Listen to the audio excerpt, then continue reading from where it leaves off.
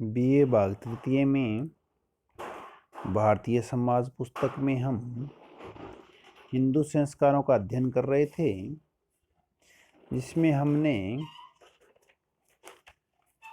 गर्भाधान संस्कार,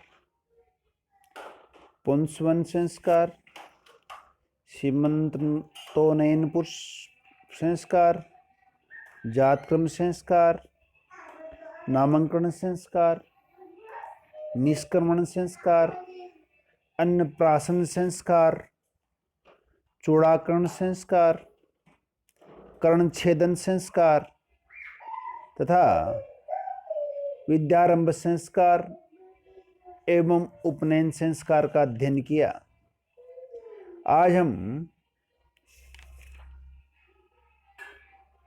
जो बचे हुए 4 संस्कार हैं, वेदारंभ संस्कार, केशांत या गोदान संस्कार, विवाह संस्कार तथा अंतिम अंत्येष्टि संस्कार का अध्ययन करेंगे। सबसे पहले हम वेदारंभ संस्कार का अध्ययन करते हैं। देखिए, यह संस्कार वेदों के अध्ययन कार्य के लिए किया जाता है। प्राचीन काल में यह संस्कार नहीं था, क्योंकि ब्रह्मचर्य आश्रम में वेदों का अध्ययन कराया जाता था। लेकिन बाद में संस्कृत भाषा का प्रयत्न कम होने के कारण इस संस्कार के द्वारा संस्कृत भाषा से वेदों का अध्ययन कराया जाता था। अगला संस्कार है केशांत या गोदान संस्कार। यह संस्कार ब्रह्मचारी द्वारा बाल कटवाने से संबंधित है। इसमें ब्रह्मचारी को आश्रम में रहकर अपने बाल कटवाने होते थे, जो प्राय 16 वर्ष की उम्र में कटवाए जाते थे। बाल कटवाते समय ब्रह्मचारी के परिवार की ओर से आचार्य को दान में गाय दी जाती थी, इसलिए इसे गोदान संस्कार भी कहा जाता है। यह संस्कार ब्रह्मचर्य आश्रम के अंत का सूचक है। समावर्तन शब्द का तात्पर्य वेदाध्ययन के पश्चात गुरुकुल से घर की ओर प्रस्थान करना। इस संस्कार के लिए कोई निश्चित आयु निर्धारित नहीं है। जब भी ब्रह्मचारी ज्ञान प्राप्त कर लेगा और गुरु यह मान ले कि बालक ने अपनी शिक्षा पूरी कर ली, तब यह संस्कार संपन्न किया जा सकता है। उपनयन के पश्चात जब बालक गुरुकुल में शिक्षा प्राप्ति के लिए पहुंचता था, उसे गुरु सेवा के अतिरिक्त कुछ नहीं देता था, परंतु जब वह विद्या के सागर को पार कर लेता था तो अपने सामर्थ्य के अनुसार गुरु को दक्षिणा देकर आशीर्वाद प्राप्त करता था। मनु का कहना है कि गुरु की अनुमति प्राप्त करके संवर्तन संस्कार करना चाहिए तथा उसके पश्चात सवर्ण तथा गुणवती कन्या से विवाह करना चाहिए।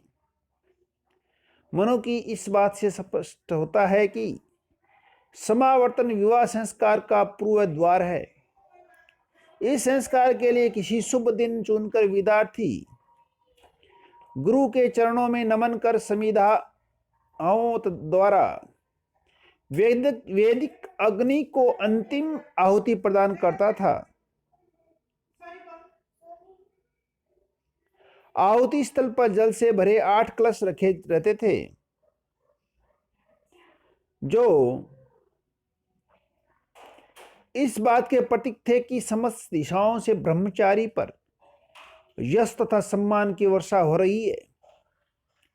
इन कलशों के जल से ब्रह्मचारी स्नान करता हुआ गृहस्थ के सुखी जीवन के लिए प्रार्थना करता था। स्नान के बाद ब्रह्मचारी अपनी मेखला, मृगत्रम और दंड को फेंक देता था। अपनी दाढ़ी, केश और नाखून को काटकर गुरु द्वारा दिए गए नवीन वस्त्र धारण करता था उसके बाद गुरु से आशीर्वाद प्राप्त कर घर की ओर प्रस्थान करता था, जिससे घर वाले यह समझ जाएं कि इससे अपनी समस्त शिक्षा पूर्ण कर ली है और अब इसे गृहस्थ जीवन में प्रवेश की अनुमति मिलनी चाहिए। आज ये संसार महत्वहीन हो गया है और यह संस्कार उपनयन तथा विवाह संस्कार में समाहित हो चुका है। जो 15वां संस्कार है हिंदू संस्कारों में, वह है विवाह संस्कार। हिंदुओं के सभी संस्कारों में विवाह संस्कार सर्वाधिक महत्वपूर्ण संस्कार है, जिसके पश्चात ही व्यक्ति गृहस्थ आश्रम में प्रवेश कर एक नई सामाजिक स्थिति को प्राप्त करता है, जो उसके समाज और संस्कृति की समृद्धि में योग देता है। हिंदू वह एक संविदा न होकर धार्मिक बंधन है जो तोड़ा नहीं जा सकता, क्योंकि यह जन्म जन्मांतर का संबंध है। इस संस्कार के अंतर्गत अनेक धार्मिक क्रियाओं और अनुष्ठान किए जाते हैं। पारस्कर गृहस्थोत्तर में विवाह को 30 अनुष्ठानों और बौधायन गृहस्थोत्तर में 25 अनुष्ठानों का उल्लेख मिलता है। विवाह संस्कार से पत्नी प्राप्त कर व्यक्ति चारों पुरुषार्थों धर्म, अर्थ, काम और मोक्ष की प्राप्ति कर सकता है। यह संस्कार जहां एक और जैविक आवश्यकताओं की संतुष्टि करता है, वहीं व्यक्ति को उन्नतिशील जीवन की ओर उन्मुख करता है। इस संस्कारों से ही ऋषि ऋण, देव ऋण, अतिथि ऋण तथा भूत ऋण से उऋण होने का एक साधन है। हिंदू धर्म में 16 संस्कारों में से मात्र केवल ये विवाह एक ऐसा संस्कार है जिसमें स्त्रियों की भागीदारी समाहित है। इसके अतिरिक्त बाकी बचे 15 संस्कारों में स्त्री का कोई महत्व नहीं है।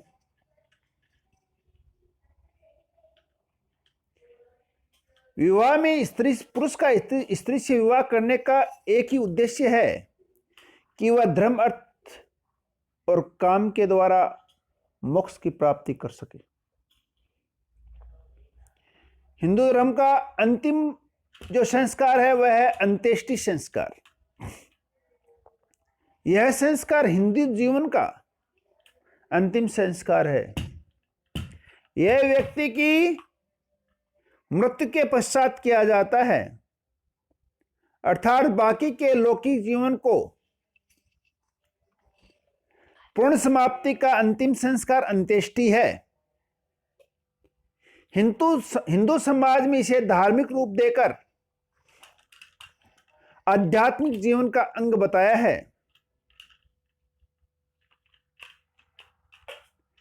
जब व्यक्ति की मृत्यु हो जाती है, तब मृत शरीर को स्नान कराकर एक लकड़ी की अर्थी बनाकर लिटाया जाता है। सिर को दक्षिण की ओर रखा जाता है। इसके पश्चात सफेद वस्त्र से शव को ढककर मृत व्यक्ति के परिजन और अन्य संबंधी शमशान की ओर ले जाते हैं। जब शव को घर से बाहर निकाला जाता है तो सिर की ओर अर्थी निकालते हैं, अर्थात सिर आगे की ओर निकाल रखा जाता है। शव यात्रा का नेतृत्व मृत व्यक्ति का ज्येष्ठ पुत्र करता है। रास्ते ब्रह्मंत्रोच्चारण होते हैं, जैसे हरि, राम या नमः शिवाय जैसे शब्दों का उच्चारण करते हैं। शमशान घाट पहुंचने से पूर्व एक स्थल, जिसको मध्य स्थल या विश्राम स्थल पर अर्थी को रखकर उसकी दिशा घुमा देते हैं।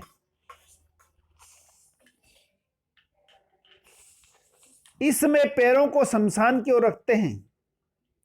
इसके पीछे भाव यह है कि यह व्यक्ति सर के बल पैदा हुआ और अपने समस्त कार्यों का संपादन कर पैरों के बल इस संस्कार से विदा हो रहा है, इस संसार से विदा हो रहा है। शमशान स्थल में पुनः शव को स्नान कराया जाता है। तत्पश्चात लकड़ी की चिता बनाकर मंत्रोच्चारण के साथ ज्येष्ठ पुत्र चिता में अग्नि देता है। चिता में घी, नारियल, चंदन, कपूर, कुश और यज्ञ के प्रयुक्त होने वाले पदार्थों को डाला जाता है। ऋग्वेद में बताया है कि जब चिता प्रज्वलित होती है तब एक मंत्र का उच्चारण किया जाता है, हे अग्नि, इस देह को भस्म न कर, न इसे कष्ट दे और न ही इसकी त्वचा तथा अन्य अवयवों को इधर उधर बिखेर जात वेद। जब यह शरीर पूर्णतः ध्वस्त हो चुके तो इसकी आत्मा को पितृलोक में ले जा।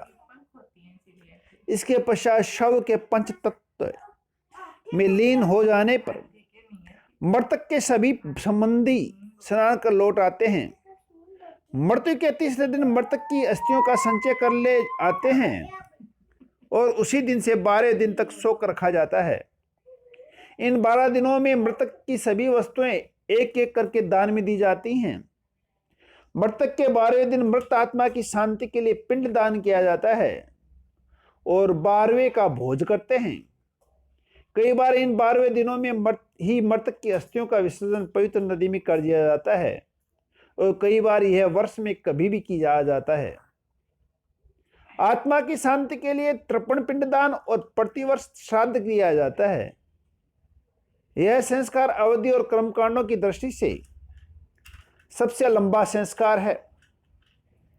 इस प्रकार हिंदू धर्म में कुल 16 संस्कार हैं, जिसमें हमने पढ़ा गर्भाधान संस्कार, पुंसवन संस्कार, सीमंतोन्नयन संस्कार, जातक्रम संस्कार, नामकरण संस्कार, निष्क्रमण संस्कार, अन्नप्राशन संस्कार, चूड़ाकरण संस्कार, कर्णछेदन संस्कार, विद्यारंभ संस्कार, उपनयन संस्कार, वेदारंभ संस्कार, केशांत या गोदान संस्कार, विवाह संस्कार तथा अंतिम अंत्येष्टि संस्कार।